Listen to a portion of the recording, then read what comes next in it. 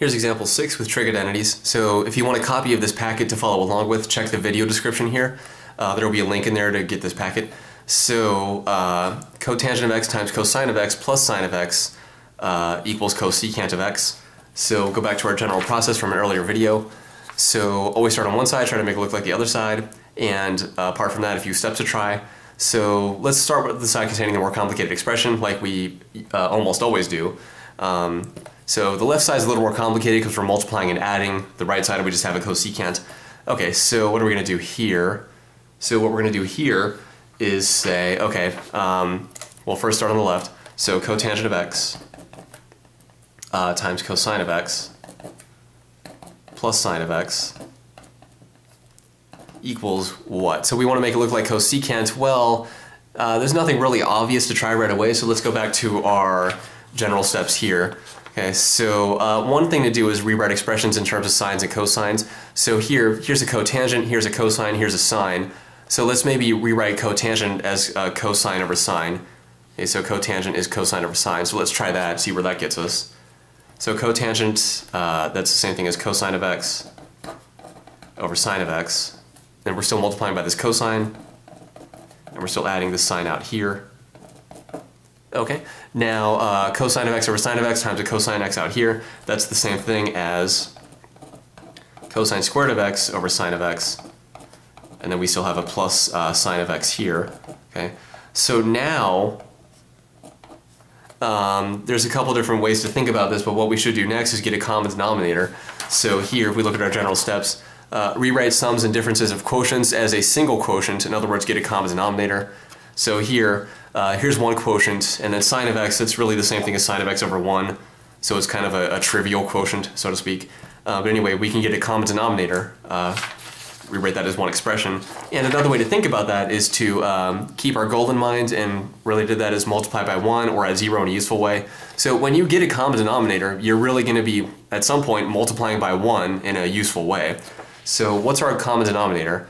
Well, here's 1, here's sine of x. 1 doesn't really affect anything as far as denominators go. And just a 1 by itself, I mean. And then here's a sine of x. So our common denominator is going to be sine of x.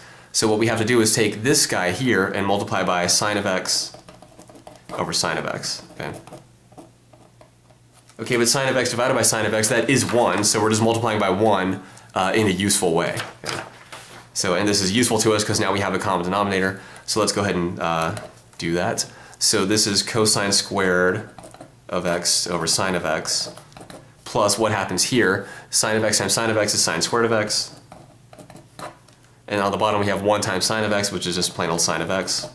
Okay, so now we have a common denominator. So let's squish this into 1. Okay, so what we're doing here is rewriting a sum or difference of a quotient as a single quotient. In other words, to get a common denominator. Okay, so we have our common denominator. Let's squish these guys into one quotient. So this is now cosine squared of x plus sine squared of x, all divided by sine of x, our common denominator. Okay, so now what? Well, does this look like anything that we kind of know? So cosine squared of x plus sine squared of x. Hopefully that does jump out at you, because this is definitely one of the most important identities in all of math. Here, sine squared of theta plus cosine squared of theta is 1. Okay, so can we use that? Yeah, we can absolutely use that. So here we have x instead of theta, but that makes literally no difference whatsoever at all. Okay, whether it's x or theta or t or v or u or w or whatever, it makes absolutely no difference. And we are writing cosine squared instead of sine squared first, but again, we're just adding two things, so it doesn't matter the order. Okay, but anyway, cosine squared of x plus sine squared of x, that is 1. Okay, so this equals, so we're kind of out of room down here, so you know, we should try to go from top to bottom always, but if we're out of room, let's go over here, and we'll start going top to bottom again. So cosine squared of x plus sine squared of x, that is 1. Okay, so we have a 1 on top, and on the bottom, what do we have? Sine of x. And what is 1 over sine of x? Well, 1 over sine of x, 1 over sine of theta is cosecant of theta, so 1 over sine of x is cosecant of x. Okay. So this is cosecant of x.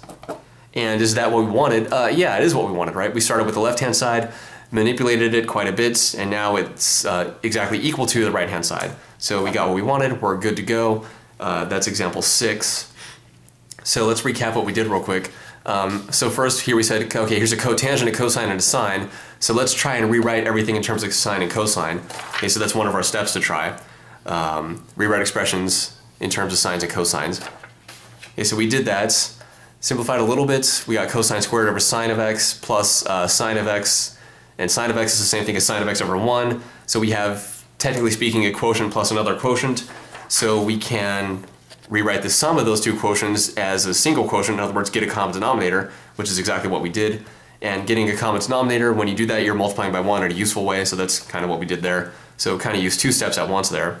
And then we squish them into one quotient here, one fraction with our common denominator. Then we use the Pythagorean identity, cosine squared plus sine squared is 1. Then we use this reciprocal identity here. Okay, 1 over sine of x is cosecant of x, and that's that. So that's example 6. So example 7 is coming up in the next video.